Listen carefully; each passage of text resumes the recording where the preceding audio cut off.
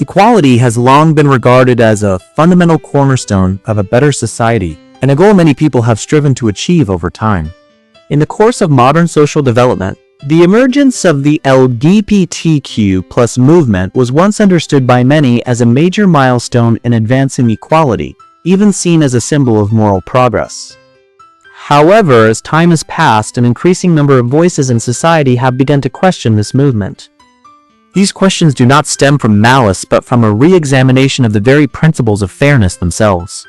It was precisely these voices that prompted me to reflect on whether the LGBTQ+ movement truly represents a pursuit of equality, or whether it is merely using the language of equality to serve other aims. After careful thought and analysis, I have come to believe that the LGBTQ+ movement should not only fail to stand as a symbol of equality, but that, in certain respects, it is actually hindering our path towards genuine equality. Hi everyone, I'm Eric, a cat who dreams of becoming a philosopher. This is the place where I share my thoughts and explore new ideas with you all. So let's dive into today's topic. I believe that not all demands classified under the LGBTQ+ movement constitute equality in its true sense. Equality is not simply about erasing all differences. Rather, it is about ensuring that different groups are treated fairly under reasonable conditions, without distorting a system founded on freedom and in a way that can be accepted by the wider public. Such equality is not unconditional. It must meet certain objective criteria. Otherwise, what is presented as equality risks turning into demands for special privileges for particular groups. Within the LGBTQ+ movement, there are indeed some demands that fail to meet these necessary conditions, yet are still packaged and promoted in the name of equality. When such demands are, in reality, attempts to secure benefits beyond what fairness allows, society will naturally find them difficult to accept, and may even react with resentment. For this reason, the movement can, in certain circumstances, actually hinder society's genuine pursuit of equality. To understand this, we must first clarify the objective conditions that equality should meet, and identify which demands within the LGBTQ+ movement fail to satisfy them. This is precisely the issue that requires deeper discussion. Therefore, when determining whether something truly constitutes equality, we cannot rely solely on feelings or moral appeals. We must return to the level of institutions and examine whether a given demand undermines existing fair structures, or whether it comes at the cost of restricting the rights of others. If a claim can only be realized through others being forced to concede their rights, then it is entirely legitimate to question whether it can still be regarded as equality at all. First, any form of equality must apply to a group that can be defined using objective, externally verifiable criteria. If the target of equality cannot be objectively identified, then such equality will inevitably turn into a form of privilege that can be exploited at will. For example, if, in the name of equality, we decide that children who have been hungry for a long time are entitled to eat cake, but being hungry for a long time has no objective way of being determined, then any child who claims to be hungry would qualify for cake. The result would be a privilege open to abuse by everyone. If, in order to prevent abuse, we appoint someone to decide which children are genuinely hungry for a long time, that authority itself becomes a privilege vested in the decision maker. Either way, such a system cannot achieve genuine equality. Therefore, the ability to define the beneficiaries of equality through objective criteria is one of the fundamental prerequisites for equality to be meaningful. Within the LGBTQ+ community, so-called gender-diverse groups are a clear example of failing to meet this condition because their identities rely entirely on self-declaration and lack any externally verifiable standards. Advocating equality for such identities is, in practice, no different from the example above and amounts to a pursuit of privilege rather than equality. The second condition that equality must satisfy is the necessity of the right itself. Any right being demanded must demonstrate that it is indispensable and cannot be reasonably replaced. If a hungry child has multiple ways to address their hunger, then allowing them to eat cake is not a necessary right, but an additional privilege. The same logic applies to certain demands within the LGBTQ+ community, such as claims by transgender individuals to participate in sports competitions reserved exclusively for women. Therefore, when a demand fails to meet both of these conditions, objective definability and necessity of the right, it remains, regardless of the language of equality used to justify it, a request for special treatment within the system. If society loses its vigilance in such cases, equality will no longer serve as a tool to correct injustice, but will instead become a source of new injustices. The term transgender itself obstructs equality, because it forcibly places groups and demands that are fundamentally different into a single concept.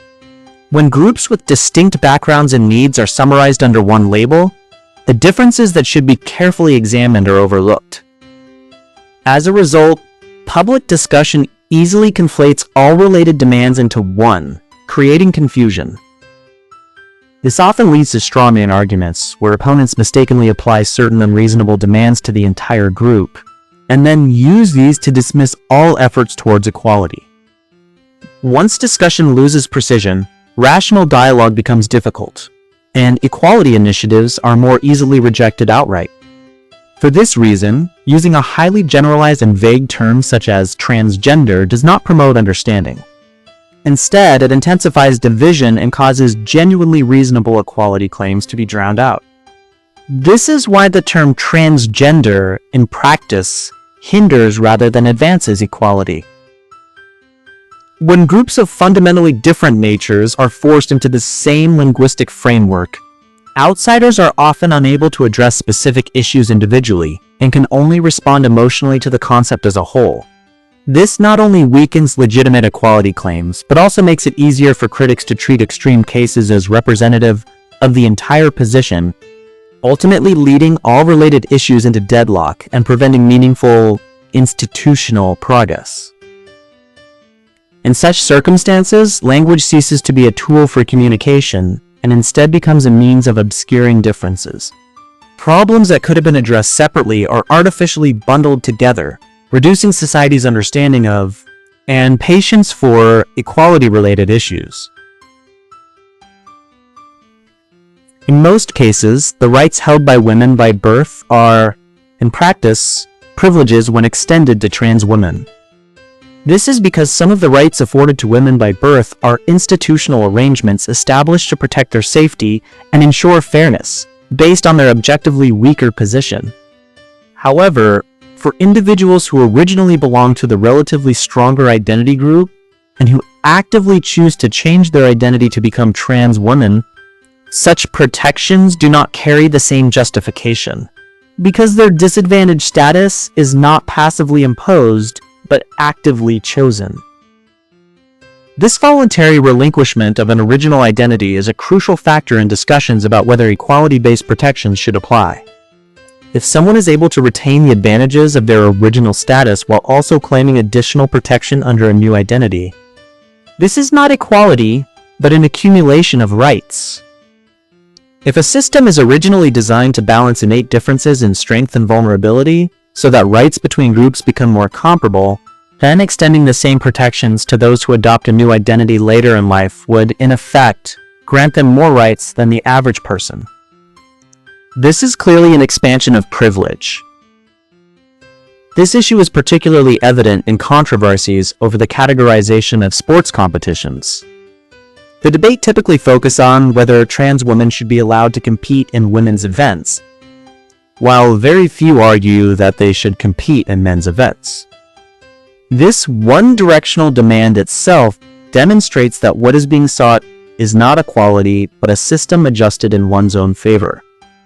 If privilege is to be avoided, competition categories should instead be divided into an all-genders category and a women by birth category, rather than placing trans women into categories originally designed to protect the disadvantaged. From the perspective of institutional design, the allocation of rights should aim to compensate for objective disadvantage, not to restore protections based on personal choice. If a system cannot distinguish between innate disadvantage and the disadvantages arising from voluntary decisions, it will undermine the legitimacy of existing protective mechanisms and create unfair competition for those who genuinely require protection. At the same time, this blurring of boundaries risks generating public skepticism towards protections for vulnerable groups, thereby destabilizing rights arrangements that were originally justified and reasonable. In the long run, such confusion does not advance equality. On the contrary, it may lead to an overall tightening of rights, ultimately leaving everyone worse off. The result would be that systems originally designed to promote equality gradually lose public support. Innate factors are one of the key bases for determining the scope of equality measures. However, not all members of the LGBTQ+ community have been shown to possess a clear, innate foundation. By contrast, there is already a substantial body of evidence supporting the existence of innate factors among lesbian, gay, bisexual, and intersex groups. This makes the case for pursuing equality for these groups individually more persuasive, both in theory and in practice.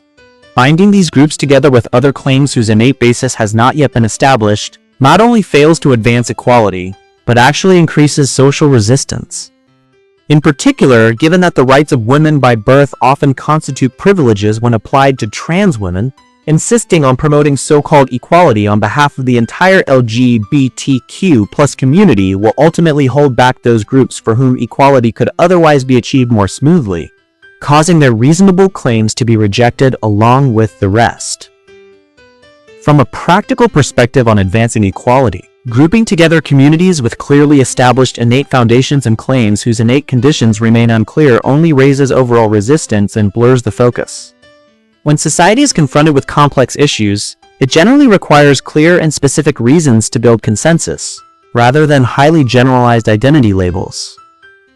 If equality initiatives cannot clearly explain the basis of their legitimacy, public doubt is a natural response. By contrast, addressing institutional injustices faced by groups for whom innate factors have already been demonstrated, on a case-by-case basis, is not only more likely to gain understanding, but also helps to avoid unnecessary controversy. This approach of separating and prioritizing issues is what allows genuinely viable equality to be implemented gradually, rather than becoming stalled through excessive expansion. Fear is an emotional response that humans cannot fully control. For this reason, homophobia that arises from fear should itself be regarded as falling within the scope of human rights. Attempts to eliminate or prohibit homophobia are, in effect, an infringement of emotional freedom. If people are condemned from a moral high ground for having homophobic feelings, could this not equally be described as a form of fear of homophobia? The appropriate response to homophobia is neither forced eradication nor blanket denial, but the avoidance of unnecessary conflict. First, no non-essential contact should be imposed on anyone, because coercion itself is a denial of freedom and will only deepen resentment. Second, it is necessary to understand the underlying causes of homophobia and to establish corresponding ways of addressing them. One source of homophobia is social conformity, attitudes adopted in order to align with one's surrounding environment. This factor does not require direct intervention. If the second cause is alleviated, the first will naturally diminish over time. The second cause lies in the perceived social threat that homosexuality may present. Just as people of the opposite sex may keep their distance to avoid a relationship shifting from friendship to romance, heterosexual individuals' avoidance of homosexual people of the same sex often stems from concern that social boundaries might be crossed.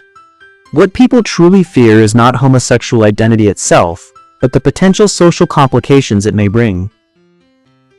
In the same way that HIV came to be socially accepted because its transmission risks were shown to be controllable, rather than through moral appeals alone, Promoting acceptance of homosexuality depends on demonstrating how people can interact with homosexual individuals at low social cost and without generating pressure. Therefore, if society relies solely on moral labeling to suppress fear, without addressing the real causes behind it, the problem will persist or even worsen over time.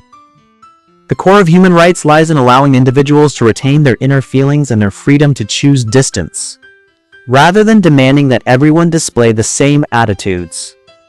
When discussion returns to practical issues such as the cost of interaction and the management of boundaries, fear has a chance to decline naturally.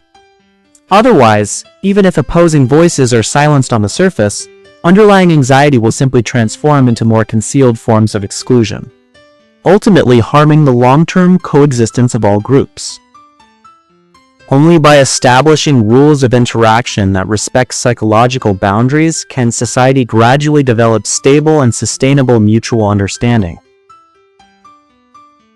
In the process of advancing equality for same-sex relationships, religion often becomes the most contentious and most easily misunderstood factor. For this reason, any approach must be grounded in respect and understanding. First, it is essential to avoid denying religion itself, such as sacred texts or core beliefs, because such is, in nature, no different from religion directly rejecting same-sex relationships. Both amount to a rejection of the other side's fundamental values, which only escalates conflict and causes dialogue to break down. By contrast, questioning religious practices and methods of interpreting scripture is a more reasonable and workable path.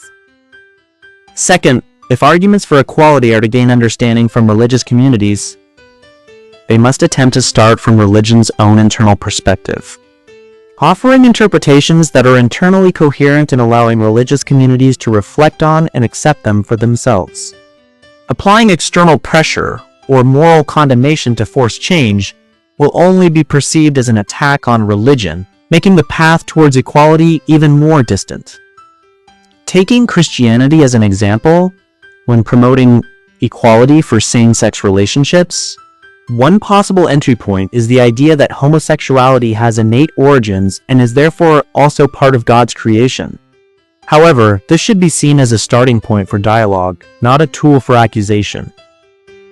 What truly requires examination are the ways in which certain scriptural passages have been interpreted to justify the rejection of homosexuality. These passages can broadly be divided into two categories: prohibitions against specific sexual acts, and positive descriptions of the institution of marriage. From a historical perspective, the sexual acts referred to in Scripture were primarily invasive acts, rather than the broader modern understanding of intimate relationships. For men, invasive acts at the time were often understood as humiliating oral acts, or anal intercourse framed as treating the other person as female. If Scripture is reinterpreted as prohibiting anal intercourse rather than prohibiting same-sex relationships as such, an alternative interpretation emerges that is more consistent with the historical context. At the same time, with regard to marriage, it is worth considering whether equivalent substantive rights could be achieved through non-marital institutional arrangements, rather than directly demanding that religions alter their definition of marriage. We must clearly understand that Scripture addresses specific behaviors and institutional arrangements, not a denial of homosexual people themselves. If individuals are rejected solely on the basis of their homosexual identity, does this not in fact run counter to the core scriptural principle of loving others? Finally, regardless of the viewpoint being presented, it should not be expressed through a wholesale rejection of existing positions, because this will only intensify emotions and make the pursuit of equality even more difficult amid growing polarization. Many people who believe they are pursuing equality often argue that certain views should be banned on the grounds that they obstruct equality. However, banning reasonable negative viewpoints is itself equivalent to creating privilege, and creating privilege is the furthest possible act from equality. When particular positions are institutionally suppressed, society not only fails to address problems properly, but instead deepens divisions and heightens emotional confrontation. Suppressed opinions do not disappear. They simply go underground and re-emerge in more extreme forms. For groups seeking equality, this outcome is especially harmful, because it can push those who were previously neutral or persuadable into stronger opposition. Genuine equality does not lie in eliminating dissent, but in seeking broadly acceptable consensus through rational discussion while different viewpoints coexist. When society begins to deal with negative views through bans or censorship, it effectively admits that its own arguments cannot withstand scrutiny. Reasonable questioning should be an important source of institutional improvement. Treating it as hostile and excluding it only allows problems to accumulate over time. More importantly, restricting expression does not eliminate differences in position. Instead, it drives disaction towards more emotional and radical forms, stripping issues that could have been discussed of their rational space. For equality movements, this is particularly dangerous, as it makes those in the middle feel excluded and more likely to drift towards opposition. An environment that truly benefits equality should allow varying degrees of skepticism to exist, and should narrow differences gradually through open discussion, rather than relying on power to draw boundaries around which views are permitted. Only when opinions can openly confront one another can society distinguish between proposals that offer reasonable reform and those that are merely emotional venting, thereby avoiding the creation of new injustices in the name of equality. If society chooses to avoid such discussion, dissatisfaction will simply accumulate beneath the surface and eventually erupt in more intense forms, ultimately damaging any effort aimed at achieving equality. In most cases, unity does indeed bring strength, but not all forms of unity are positive. When those being united do not share the same ultimate goals, such alliances can be harmful. Rather like going to a bank alongside bank robbers, you may appear to be traveling together, but the risks are enormous. In equality movements, standing alongside those who seek to claim privileges in the name of equality makes it difficult for outsiders to distinguish between the two. As a result, all demands may be perceived as bids for special treatment. In such circumstances, actions that were originally legitimate efforts towards equality can end up being rejected wholesale. For this reason, deciding with whom to unite and how to do so is an essential part of any equality strategy. In equality-related issues, forming alliances indiscriminately with everyone who claims to be on the same side often blurs one's true objectives. Observers rarely examine internal differences in detail. Instead, they form judgments based on overall impressions. When an alliance includes those seeking additional benefits through institutional adjustments, even genuinely reasonable claims are easily interpreted as participation in a struggle for privilege. This not only weakens the original moral legitimacy of the cause, but can also unsettle supporters. More seriously still, when different goals are packaged into a single movement, the rejection of some demands can lead to the rejection of the entire cause, depriving genuinely workable equality measures of any room to advance. Therefore, in the pursuit of equality, maintaining a clear position and well-defined boundaries is far more important than achieving superficial numerical strength. Only in this way can equality initiatives avoid being misused and preserve their long-term legitimacy. If this is ignored and unity is pursued merely in form, the demands that most need understanding are likely to be drowned out.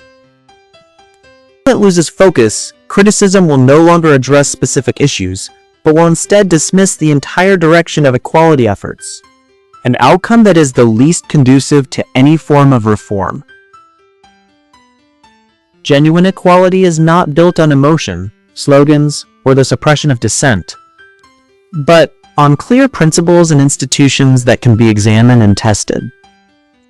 If privilege is pursued under the banner of equality, it not only fails to deliver fairness, but also undermines society's trust in the very idea of equality. Only by distinguishing rights from privileges, respecting difference and freedom, and allowing space for rational discussion can we truly move towards a more just society.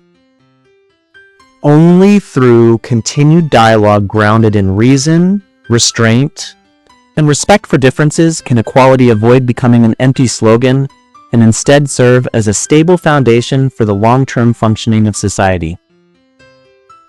That's all for this video. If you like this video, please like, subscribe, and comment. Every like, subscribe, and comment are a contribution to solving those difficult questions. I look forward to your joining our discussion and making a contribution to solving the difficult questions. Once again, thank you for your watching. Goodbye!